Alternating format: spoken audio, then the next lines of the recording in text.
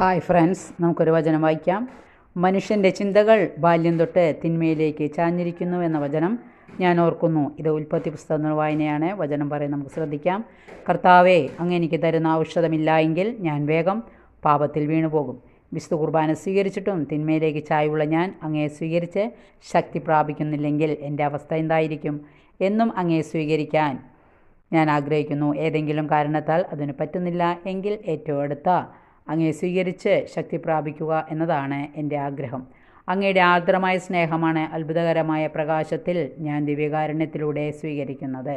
ഈ ഭൂമിയിലുള്ള സമസ്തവും, എല്ലാ ആഡംബരങ്ങളും, എല്ലാ ഭംഗിയും മനോഹാരിതയും അങ്ങയുടെ ദാനമാണ്. അവയെല്ലാം ഞാൻ അങ്ങയിൽ, കർത്താവെ, കാണുന്നു. പ്രാർത്ഥിക്കാം. ഈശോയെ, ദിവ്യകാരുണ്യമായി അങ്ങനിൽ വന്ന് എനിക്ക് തരുന്ന എല്ലാ അനുഗ്രഹങ്ങൾക്കും ഞാൻ അങ്ങേക്ക് നന്ദി പറയുന്നു. വായന ഇഷ്ടപ്പെട്ടെങ്കിൽ ലൈക്ക് ചെയ്യുക. Okay, thank you, by.